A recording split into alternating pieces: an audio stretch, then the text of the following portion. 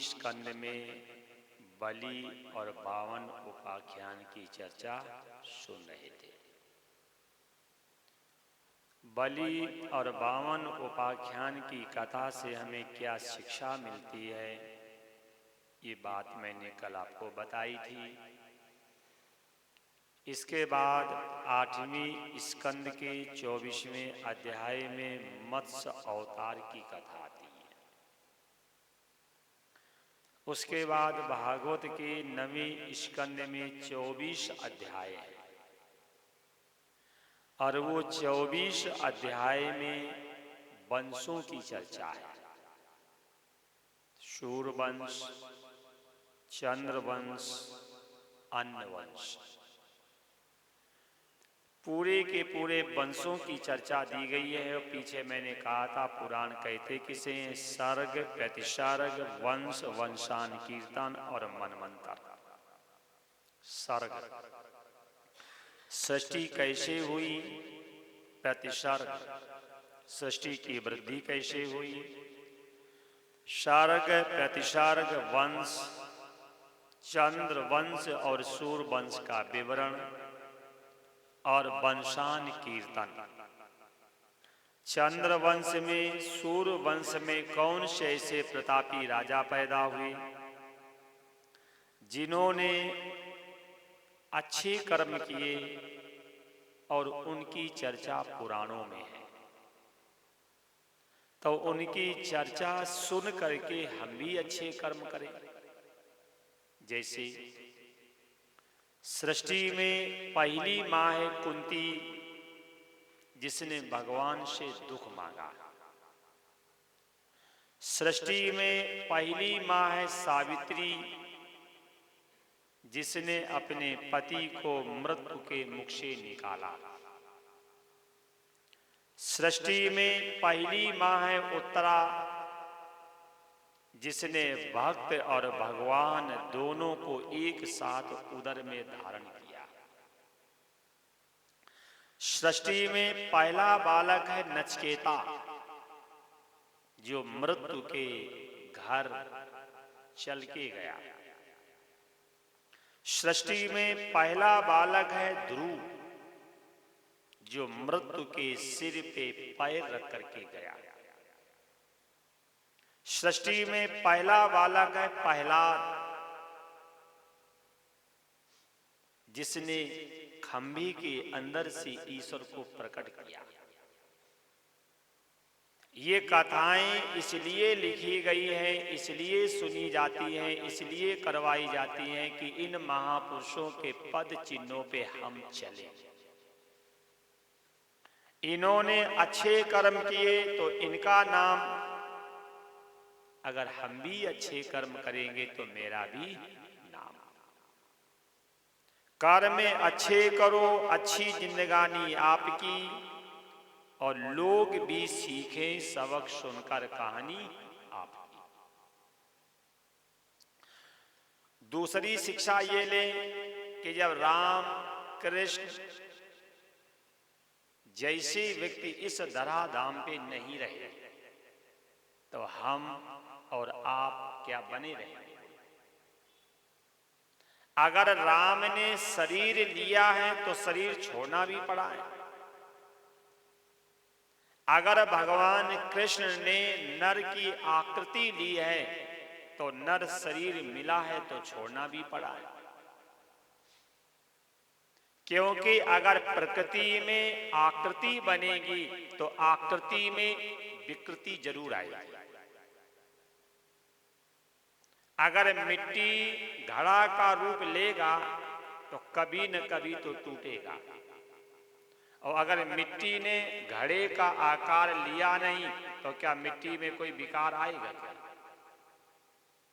अगर ये छोटी छोटी बातें समझ में आ जाएं तो जीवन कितना सुखमय, आनंदमय और सुगंधमय हो। क्योंकि आकार में विकार आना सुनिश्चित है। संसार के जो व्यक्ति होते हैं, सांसारिक व्यक्ति जो होते हैं, आकार में विकार आता है उसी को मरना कह देते हैं। जो सांसारिक व्यक्ति है, आकार में अगर विकार आता है उसी को मरना कह देते हैं। और ज्ञानी व्यक्ति जो है, आकार में अगर विकार आता है तो क्या कहते हैं?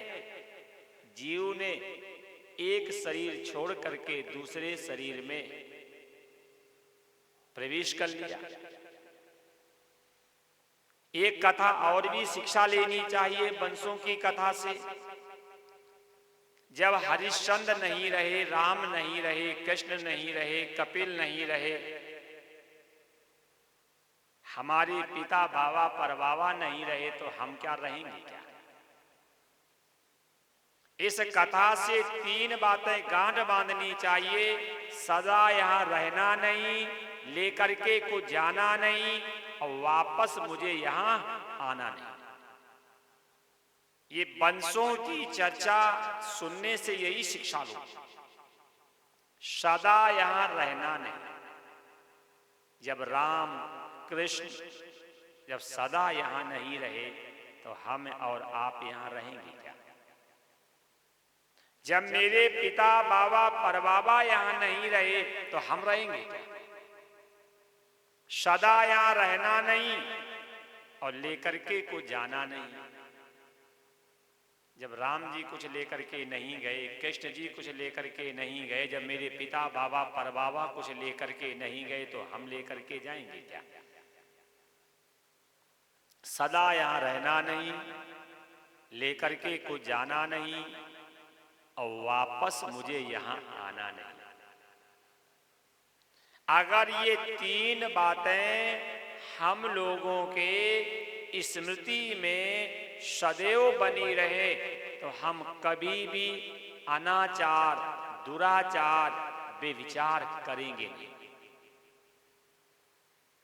अगर ये तीन बातें हमारी स्मृति में बनी रहे, सदा यहां रहना नहीं, लेकर के को जाना नहीं, और वापस मुझे यहां आना नहीं। ये वंशों की चर्चा से मुझे यही शिक्षा मिलती है। जिसने शरीर लिया है तो उसे शरीर छोड़ना पड़ा है।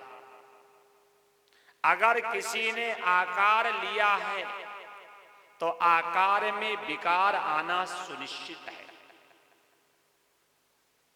तो ये वंशों की चर्चा इसलिए सुनते हैं कि गए हुए व्यक्ति के प्रति शोक मत करना और अपनी मृत्यु को बनाने के हमेशा सतत उपाय करना। गए हुए व्यक्ति के विषय में शोक मत करना, और अगर शोक करना भी है तो अपनी मृत्यु पर शोक करो। किस लिए? इतना बढ़िया जीवन मिला लेकिन मैंने ईश्वर को कहां पाया। अब थोड़ा निवेदन ये भी है कि ईश्वर को पाने के लिए घर छोड़ने की, पत्नी छोड़ने की और कमाई करने की, कि कमाई हम नहीं करेंगे, ये आवश्यकता नहीं है। आप ये सोचें कि परमात्मा को पाने के लिए घर छोड़ना पड़ेगा, पत्नी छोड़नी पड़ेगी, बच्चे छोड़ने पड़ेंगे, धंधा छोड़ना पड़ेगा, ये अनावश्यक बात है। क्यों? जनक जी को जब ज्ञान हो गया, राज भी किया है, बच्चों के साथ भी रहे हैं और पत्नी के साथ भी रहे। जितने भी ये महात्मा हुए हैं, जितने भी महात्मा सब शादीशुदा हुए हैं। ईश्वर प्राप्ति में जीवन साथी बाधक नहीं है, साधक है। ईश्वर प्राप्ति में ये संसार जो है बाधक नहीं है, साधक है। लेकिन बस संसार में रहना कैसे? जैसे खरबूजा, रहो सब में और रमो अपने में। खरबूजा आप देखेंगे तो ऊपर से अलग अलग दिखता है और अंदर से एक। तो घर में कैसे रहो, परिवार में कैसे रहो, संसार में कैसे रहो, जैसे खरबूजा रहता है, रहो सब में और रमो अपने में। तो ये नवीं स्कंद की कथा इसलिए सुनते हैं, संसार से जो व्यक्ति गया है उसके विषय में शोक नहीं करना है। शोक अगर करना है तो अपनी मृत्यु पे शोक करना है। अगर शोक करना भी है तो अपनी मृत्यु पर शोक करो। मानस में जब दशरथ जी की मृत्यु हुई है और जब भरत जी रो रहे हैं तब वशिष्ठ जी ने भरत जी को समझाया है किसी व्यक्ति की शोक मृत्यु पे शोक करना चाहिए, किस व्यक्ति की मृत्यु पे शोक करना चाहिए और किसी व्यक्ति की मृत्यु पे शोक नहीं करना चाहिए। ये कभी मानस में अयोध्या कांड को खोल के पढ़ना। तो ये नवे स्कंद की कथा का आशय यही है, सदा यहाँ रहना नहीं, लेकर के हमें को जाना नहीं और वापस मुझे यहाँ आना नहीं। व्यास जी ने नवे स्कंद में पहले राम चर्चा की और 10वें स्कंद में फिर कृष्ण चर्चा की। कल भी मैंने आपसे कहा था राम कथा जो है ये जीवन सुधारती है और कृष्ण कथा जो है बोले ये मृत्यु को सुधारती है। अगर जीवन सुधारना हो तो हमें राम कथा सुननी चाहिए और अगर हमें मृत्यु सुधारनी हो तो हमें कृष्ण कथा सुननी चाहिए। भगवान राम की प्रत्येक लीला जीवन में आचरण के योग्य है और भगवान कृष्ण की प्रत्येक लीला जीवन में मनन करने योग्य है।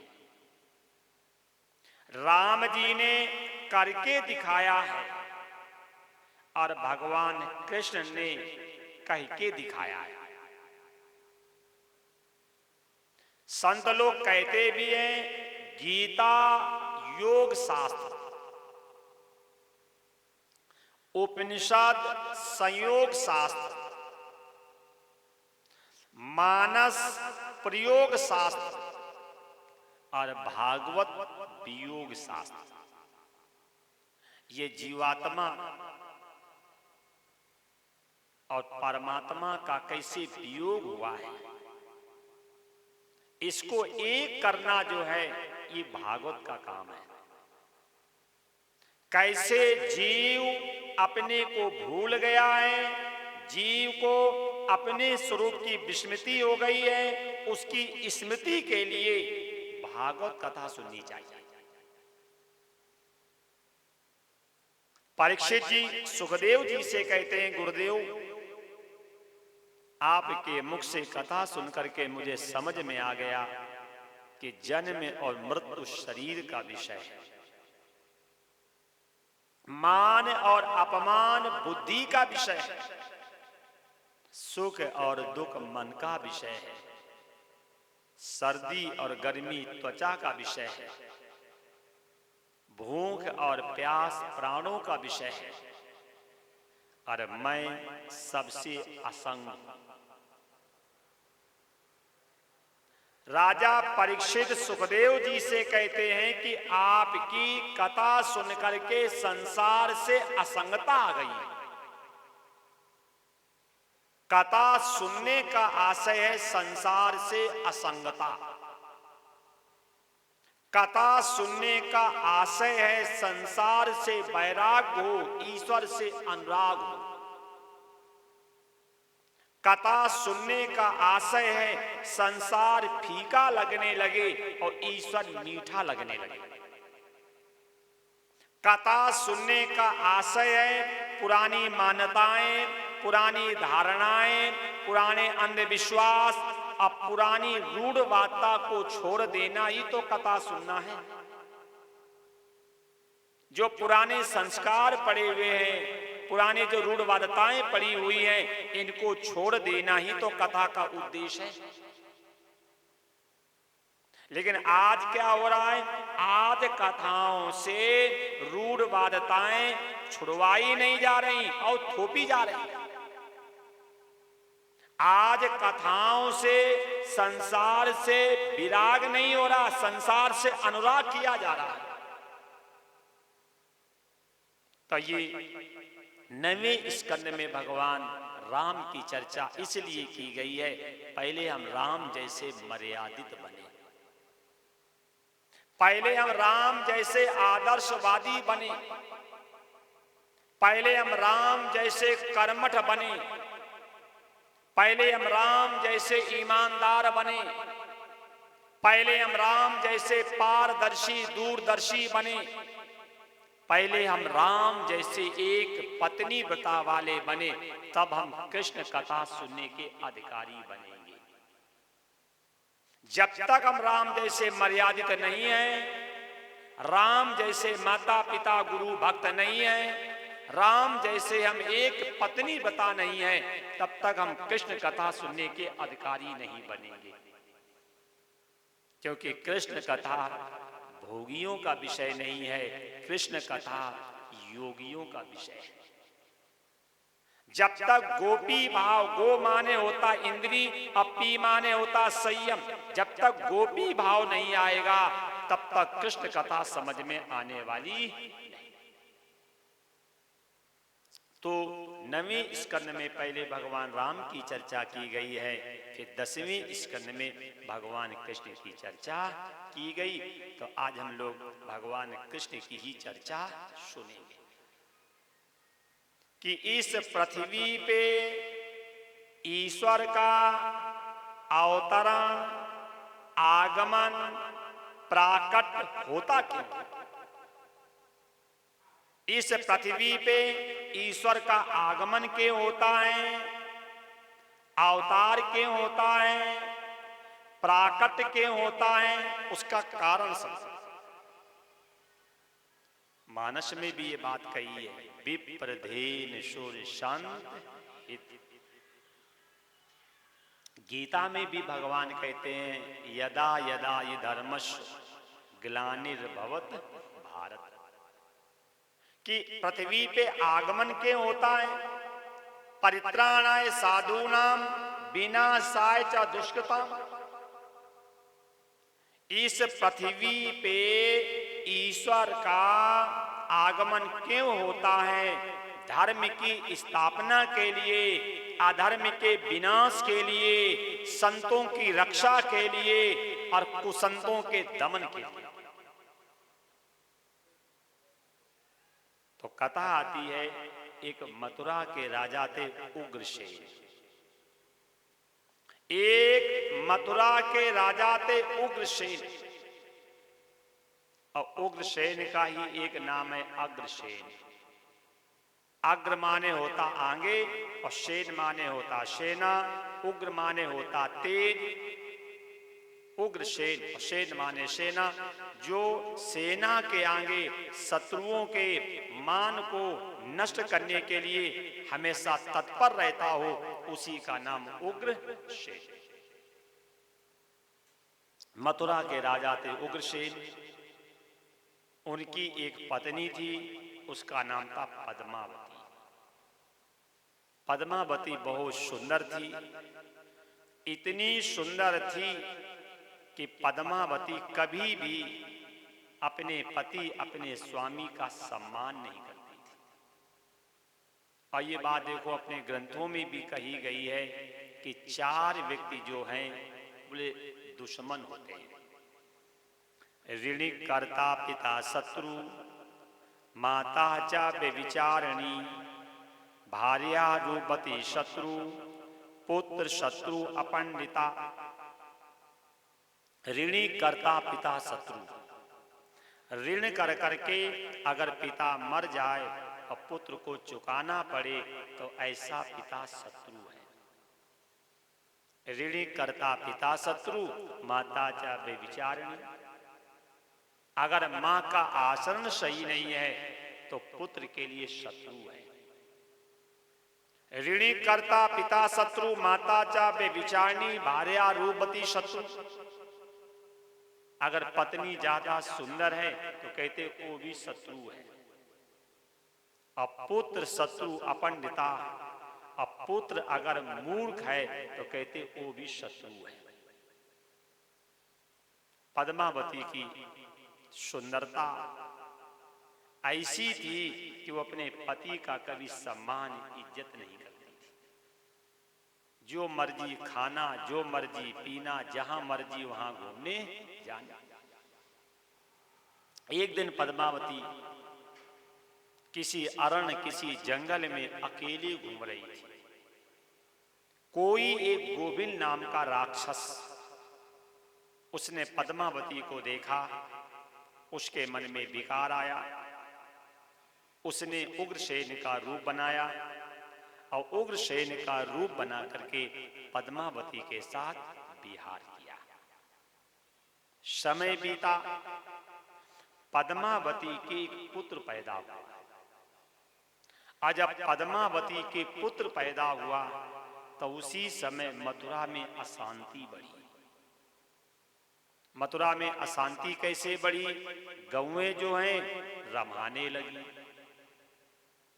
कुत्ते जो हैं वो भौंकने लगे, शियार जो हैं रोने लगे, ब्राह्मण जो हैं लड़ने लगे, माताएं जो हैं वो केस खोल करके घूमने लगी, आकाश से बादल फटने लगे, कुसमय में बारिश होने लगी, यज्ञ मंडप की आग शांत हो गई और मंदिर में मूर्तियां जो थी बोले अश्रु प्रवाह करने लगी। जैसे मथुरा में अशांति बढ़ी, उसी समय मथुरा के ब्राह्मणों ने उग्रसेन को समझाया कि आप मेरी बात मानो और इस पुत्र को त्याग दो। आप मेरी बात मानिए और आप इस पुत्र को त्याग दीजिए, क्योंकि पुत्र के पैदा होने से मथुरा में अशांति बढ़ी है और अगर ये पुत्र बड़ा हो जाएगा, इसके लक्षण दिख रहे हैं, ये मथुरा के लिए हितकर नहीं होगा, अहितकर होगा। ब्राह्मणों ने उग्रसेन को ये बात समझाई, लेकिन उग्रसेन माने नहीं। उग्रसेन क्यों नहीं माने? क्योंकि बड़े पुत्र से पिता का लगाव ज्यादा होता है। बड़ा पुत्र जो है वो धर्मज होता है और जितने पुत्र हैं बोले कामज होते हैं। इसीलिए कहा गया कि बड़े पुत्र को माता पिता की अंतिम क्रिया करनी चाहिए और बड़े पुत्र को ही गद्दी देने का विधान था, क्योंकि जो बड़ा पुत्र है वो धर्मज है और जितने भी हैं सब कामज हैं। ब्राह्मणों ने ये बात समझाई, लेकिन उग्रसेन पुत्र मोह में ऐसे हुए कि ब्राह्मणों की बात मानी नहीं। और ध्यान रखना, ब्राह्मण का धर्म है आडंबर का नाश करना, क्षत्रिय का धर्म है अधर्म का नाश करना, वैश्य का धर्म है अभाव का नाश करना और शूद्र का धर्म है असेवा का नाश करना और गुरु का धर्म है अज्ञान का नाश करना। ब्राह्मणों ने आकर के उग्रसेन को समझाया, लेकिन उग्रसेन नहीं माने। पुत्र मोह में इतने ज्यादा आसक्त हुए कि संत, ब्राह्मण और शास्त्र की बात को मान नहीं पाए। आज भी यही है, हम लोग इतने ज्यादा परिवार में मोहासक्त हैं, हम लोग इतने ज्यादा मोह में लिप्त हैं कि अब हमें शास्त्र और संतों की बातें रुचिकर, हितकर, अच्छी लगती नहीं है। अब हमें शास्त्र की बातें, संतों की बातें, ब्राह्मणों की बातें हितकर क्यों नहीं लगती हैं? क्योंकि हम लोग मोहासक्त हैं। मेरी बुद्धि जो है इतनी ज्यादा मोह में आवृत आसक्त हो गई है। अजब की ग्रंथ कहते हैं 4 काम दोबारा हो सकते हैं। पुनर्विद्यम पुनर्मित्रम पुनर्भार्या पुनर्मही एतत् सर्वं पुनर्लभ्ये न शरीरम पुनः पुनः। बोले पुनर्विद्यम, अगर पैसा खर्च हो जाए तो दोबारा कमा सकते हो। पुनर्विद्यम पुनर्मित्रम, मित्र नाराज हो जाए तो मना सकते हो, मर जाए तो दूसरा भी बना सकते हो। पुनर्विद्यम पुनर्मित्रम पुनर्भार्या, पत्नी गुस्सा हो जाए तो मना सकते हो, मर जाए तो दूसरा भी विवाह कर सकते हो। पुनर्विद्यम पुनर्मित्रम पुनर्भार्या पुनर्मही, अगर जमीन चली जाए तो मुकदमा कर करके जीत सकते हो, अगर बिच जाए तो पैसा कमा करके खरीद सकते हो। ये चारों काम तो बार बार होंगे, लेकिन ना शरीरम पुनः पुनः, लेकिन ये मनुष्य शरीर दोबारा मिलने वाला नहीं। पुनर्विद्यम पुनर्मित्रम पुनर्भार्या पुनर्मयी एतत् सर्वं पुनर्लभ्ये न शरीरम पुनः पुनः। ये चारों काम तो बार बार होते हैं, लेकिन मनुष्य शरीर जो है बोले ये व्यक्ति को दोबारा मिलता नहीं। संतों ने कहा भी है मानुष तन दुर्लभ अति मिलहि न बारंबार, और तरुअर ते पत्ता झरे बहुर न लागे डार। जैसे वृक्ष से पत्ता गिर जाता है पुनः डाली में नहीं लगता है, ऐसे एक बार मनुष्य शरीर मिलने के बाद अगर मैंने अपना कल्याण न किया, अपना उद्धार न किया, अपनी मुक्ति की रास्ता न चुनी, तो बोले ऐसा अवसर दोबारा नहीं मिलेगा, ऐसा अवसर दोबारा नहीं मिलेगा। बोले 4 चीजें तो दोबारा मिल सकती हैं, लेकिन ना शरीरम पुनः पुनः, लेकिन मनुष्य शरीर दोबारा मिलने वाला नहीं। इतना कीमती मनुष्य शरीर है, लेकिन आज हम लोग मनुष्य शरीर की सार्थकता के विषय में सोचते ही नहीं, सार्थकता के विषय में नहीं सोचते हैं। क्यों? क्योंकि हम लोग इतने ज्यादा मोह में आसक्त हैं। मोह के कारण जो है हमें ईश्वर की याद नहीं आ रही, और जिनके लिए हम मोह करते हैं, जिनके लिए हम मोह करते हैं, ये परिवार के लोग प्राण निकलने के बाद 24 घंटा भी रखने को तैयार नहीं होते हैं। जिस परिवार के लिए, जिस पत्नी के लिए, जिस पति के लिए हम सुबह से शाम तक अनीति अधर्म करते हैं,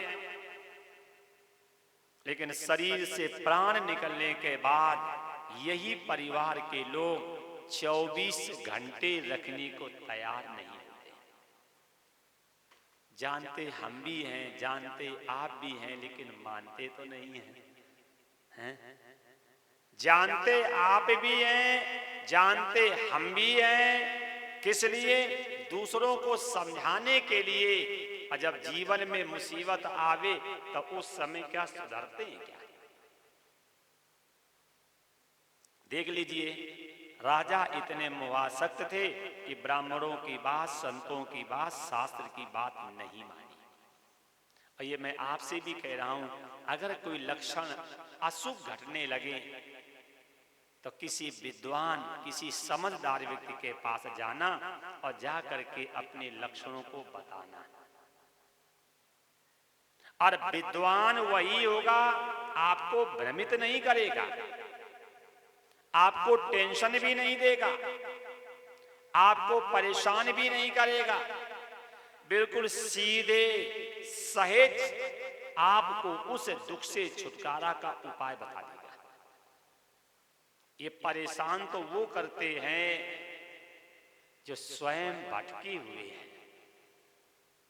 जो स्वयं भटके हुए हैं वही आपको परेशान करेंगे, और जो स्वयं सुधरे हुए हैं, और वो कभी भी व्यक्ति आपको फंसाने में, परेशान करने में करेगा ही नहीं, कि आपको फंसा दे, आपको परेशान कर दे। ब्राह्मणों ने बात बता दी, लेकिन उग्रसेन क्यों नहीं माने? क्योंकि ये मोह में आसक्त थे। और मोह के विषय में मैंने आपको बताया था, मोह कहते किसे? कहे तो हम लोग भी देते हैं कि हम तो मोह माया से परे हैं, नहीं कह देते हम तो मोह माया से परे हैं। बहुत से लोग कह देते, बोले हमने तो संसार छोड़ दिया। लेकिन संसार में सबसे बड़ा तो संसार शरीर है। अरे ये संसार छोड़ना तो बहुत सरल है, लेकिन ये संसार, अरे संसार के अंतर्गत तो शरीर भी आता है। आप घर छोड़ करके हरिद्वार में चले गए, बोले हम संसार छोड़ के आए, तो शरीर तो तुम्हारा साथ में ही गया। और सबसे ज्यादा आसक्ति इस शरीर से है। सबसे ज्यादा आसक्ति जो है इस शरीर से है। और शरीर के बाद फिर आसक्ति बनती शरीर से संबंधियों से। लड़के को दुख हो तब मां को दुख ज्यादा होता है? और बहन के पुत्र के दुख अगर हो तो दुख कम होता है। और जिठानी के पुत्र को दुख हो तो दुख और कम होता है। और पड़ोसी के घर में कोई दुख आ जाए तो दुख और कम होता है कि नहीं? जितना शरीर से संबंधियों से दूर चले जाओगे उतना दुख कम होता जाएगा, और जितने पास में आते जाओगे उतना ज्यादा दुख बढ़ता जाएगा। तो सबसे बड़ा दुख है शरीर, उसके बाद दुख है शरीर से संबंधी। तो ध्यान रखना, संसार में तीन बातें हैं, देश, काल और वस्तु। देश माने होता भूगोल, काल माने होता ज्योतिष, वस्तु माने होता विज्ञान। और ये तीनों के तीनों जड़ है। देश को अपना ज्ञान नहीं है, काल को अपना ज्ञान नहीं है, और वस्तु को अपना ज्ञान नहीं है। बहुत से लोग मोबाइल में नहीं हाथ डाल दिया होगा नया वर्ष है? ये नया वर्ष मालूम किनके लिए है? अज्ञानियों के लिए है। और ज्ञानी व्यक्ति के लिए देश, काल, वस्तु है ही नहीं। ज्ञानी के लिए ना देश, ना काल और ना वस्तु। क्योंकि देश को अपना, जैसे आप यहां बैठे, क्या बोलते हैं इसको? क्लर्क कॉलोनी है, ये बोलते हैं। अच्छा, क्या इस स्थान को मालूम है कि मैं क्लर्क कॉलोनी हूं? हो सकता कल नाम रख दो मास्टर कॉलोनी, लिख सकते नहीं सकता? अच्छा, क्या इस स्थान को मालूम है कि मैं परदेसी पुरा हूं? मालूम है क्या इसे मालूम है कि मैं इंदौर हूं? क्योंकि ये जड़ है। इसे ये नहीं मालूम है कि मैं मध्य प्रदेश हूं, कि मैं इंदौर हूं, कि मैं परदेसीपुरा हूं, कि मैं क्लर्क कॉलोनी, इसे नहीं मालूम है। ये तो हमने अपने व्यवहार में रख लिया है। जाकी व्यवस्था चलाने के लिए